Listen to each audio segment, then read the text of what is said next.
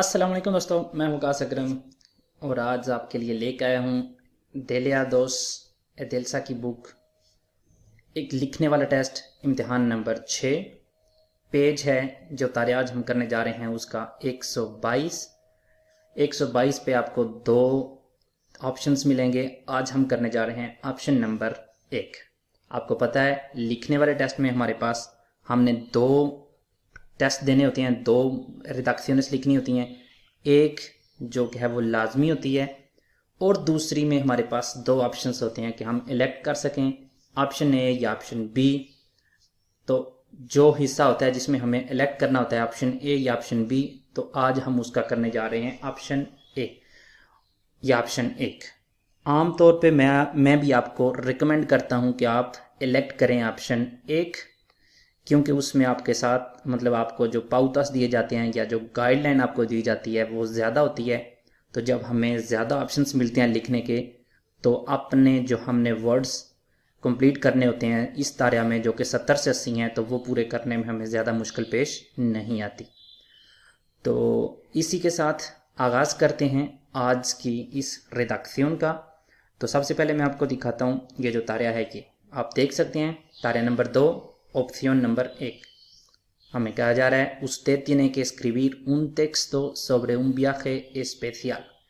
आपने एक इबारत लिखनी है किसी स्पेशल वियाखे के ऊपर, स्पेशल सफ़र के ऊपर, जिसमें आपने लिखना है donde a donde fue, आप कहाँ गए थे, cuando कब, y con quién किसके साथ, por qué decidió ir allí, आप वहाँ क्यों गए या आपने कैसे डिसाइड किया वहाँ जाना, cómo era el lugar, वो जगह कैसी थी, qué tiempo hacía, मौसम वहाँ का कैसा था, qué actividades hizo allí, आपने वहाँ क्या एक्टिविटीज़ की, qué compró, आपने वहाँ क्या ख़रीदा, su opinión sobre el lugar y el viaje, आपकी ओपिनियन जगह के ऊपर और सफ़र के ऊपर।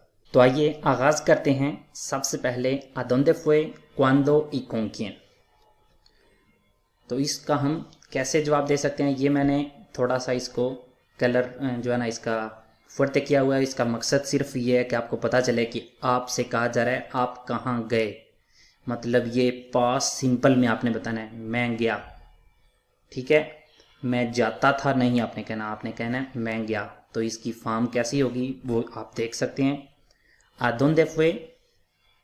¿Cuándo y con quién? Pues hace 2 años, 2 साल पहले, fui a París, मैं पेरिस गया था। किसके साथ?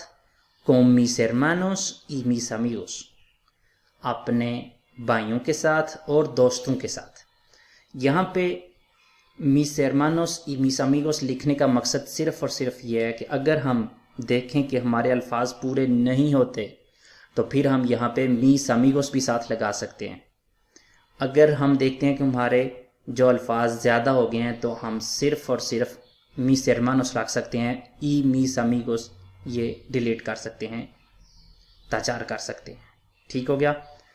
तो इसका हमने जवाब दे दिया donde, पारिस हमने कह दिया, cuando, hace 2 años हमने कह दिया, con quién, con mis hermanos y con mis amigos। अब चलते हैं अपने अगले ऑप्शन की जानिब जिसमें है por qué decidió ir allí।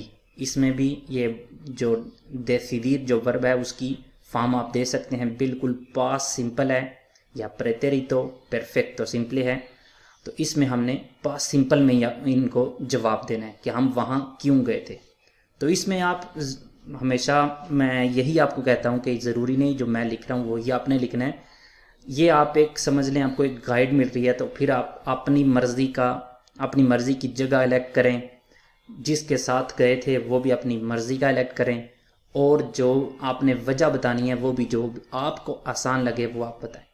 मैंने यहाँ पे एक लिखी है जो मुझे आसान लगी, लेकिन अगर आपको इससे भी आसान कोई लगती है वजह तो आप बता सकते हैं, मतलब वो लिख सकते हैं। मैंने क्या लिखा है, fuimos a París porque allí vivían mis primos y nos habían invitado ellos। fuimos हम गए थे, a París पेरिस, porque क्योंकि allí vivían, वहाँ रहते थे, vivían, mis primos, मेरे cousin, y nos habían invitado ellos, और उन्होंने हमें इनवाइट किया था। तो इसमें हमने अपना जवाब दे दिया कि हम वहाँ क्यों गए थे। हम वहाँ इसलिए गए थे क्योंकि हमारे वहाँ रिश्तेदार थे, हमारे प्रीमोस थे, या आप कह सकते हैं fuimos a París porque teníamos un partido, मिसाल के तौर पे आपका कोई मैच था तो आप उस, लेकिन मकसद ये है कि जो भी आप वजह बताएंगे फिर सारी रिडक्शन में आपने उसी को लेके चलना है। ये नहीं कि आप मैच देखने गए थे तो आप या मैच खेलने गए थे और बाद में आप बताते हैं कि मैं अपने जो फैमिलियारिस के घर चला गया या इस तरह का। मतलब कोशिश करें जितना सिंपल हो सके उतना रहें। अगला, cómo era el lugar que tiempo hacía, वो जगह कैसी थी जहाँ पे आप गए थे, और मौसम वहाँ का कैसा था।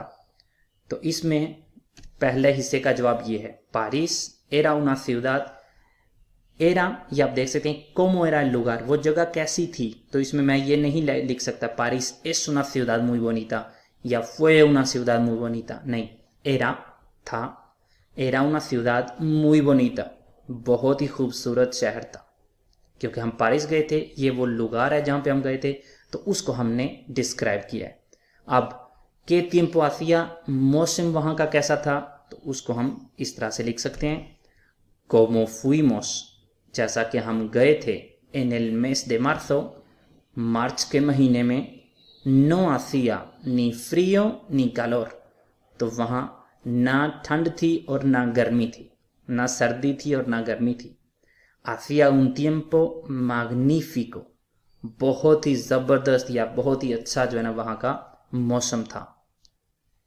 Como fuimos en el mes de marzo, no hacía ni frío ni calor, hacía un tiempo magnífico. ¿Qué actividades hizo allí y qué compró?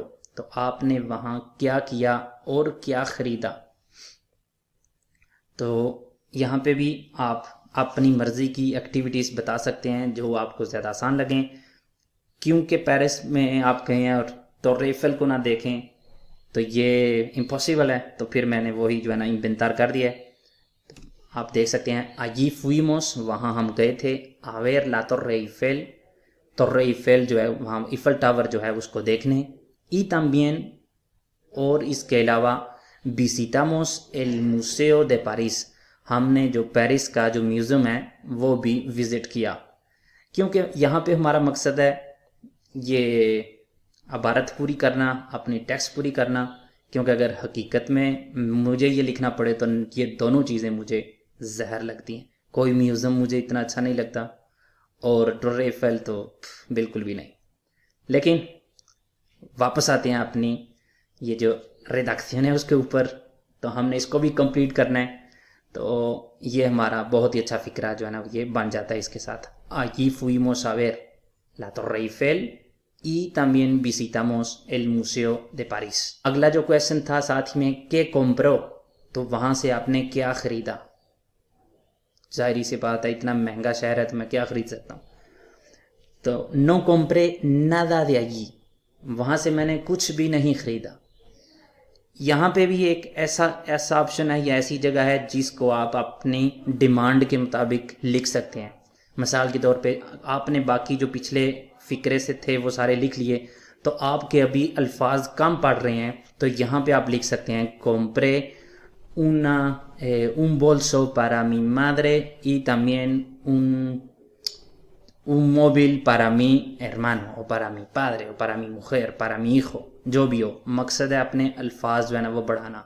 लेकिन क्योंकि मैं जो ये कंप्लीट किया है रिडक्शन तो इसमें मेरे अल्फाज थोड़े से ज़्यादा हो गए थे, तो इस वजह से ये मैंने लिख दिया कि no compré nada de allí, वहाँ से मैंने कुछ भी नहीं ख़रीदा। तो ये भी उस चीज़ का एक जवाब है कि आपने क्या ख़रीदा, मैंने कुछ भी नहीं ख़रीदा और बात ख़त्म। लेकिन आपके अगर अल्फाज कम पड़ जाएँ तो आप लिख सकते हैं जो भी आसान चीज़ें हों वो लिख के आपने किसी भी फामिलियार का, रिश्तेदार का जो आप वो लिख सकते हैं कि उसके लिए मैंने ये ख़रीदा। और एंड पे हमें कहा जा रहा है कि सो opinion sobre el lugar y el viaje, आप अपना ओपिनियन दें उस जगह के ऊपर या सफ़र के ऊपर। तो इसका मैंने लिखा है para mí, मेरे लिए, fue un viaje inolvidable, वो एक ना भूलने वाला सफ़र था। para mí, मेरे लिए था un viaje, एक सफ़र, inolvidable, ये थोड़ा सा मुश्किल लफ्ज़ है। अगर तो आपको ये याद हो जाता है सही स्पेलिंग के साथ तो ठीक है, वरना आप इसकी जगह पे आसान लिख सकते हैं। para mí fue un viaje muy interesante, un viaje muy entretenido, लेकिन फिर भी सारे ही तकरीबन इतनी मुश्किल हैं, तो इसी को आप याद कर लें। अगर आपका ये एग्ज़ाम में आ जाता है कभी किसी जगह के मुताबिक, तो आप ये इस्तेमाल कर सकते हैं। para mí fue un viaje inolvidable, para mí fue una fiesta inolvidable, para mí fue una excursión inolvidable। तो ये एक अच्छा खासा जो फ़िक्रा हमें मिल सकता है यहाँ से। ई पारिस और पेरिस, क्योंकि वो हमसे सफ़र के बारे में पता किया है और ये जो जगह है उसके बारे में, तो हम कह सकते हैं ई Paris uno de los mejores sitios que he visitado, और पेरिस जितनी भी मैंने जगह आज तक विज़िट की हैं उनमें से जो सबसे बेहतरीन है उनमें से एक थी। तो इस तरह हमने अपने सफ़र के बारे में भी बता दिया और जगह के बारे में भी अपनी ओपिनियन दे दी। तो इसके साथ हमारी रिडक्शन मुकम्मल होती है, क्योंकि हमने सारे क्वेश्चंस या जो सारे पाउतास थे उनका जवाब दे दिया है। तो एंड पे हमारी रिडक्शन कैसे रहेगी, तो आप देख सकते हैं, hace 2 años fui a París con mis hermanos y mis amigos. Fuimos a París porque allí vivían mis primos y nos habían invitado ellos. París era una ciudad muy bonita. Como fuimos en el mes de marzo, no hacía ni frío ni calor. Hacía un tiempo magnífico. Allí fuimos a ver la Torre Eiffel y también visitamos el Museo de París. No compré nada de allí. Para mí fue un viaje inolvidable y París uno de los mejores sitios que he visitado। तो इसके साथ हमारी आज की reduction होती है मुकम्मल। उम्मीद करता हूँ कि आपको इससे कुछ ना कुछ नया सीखने को ज़रूर मिला होगा। अगली वीडियो में इंशाल्लाह किसी और टॉपिक के साथ दोबारा हाज़िर होता हूँ। तब तक के लिए अल्लाह हाफिज़।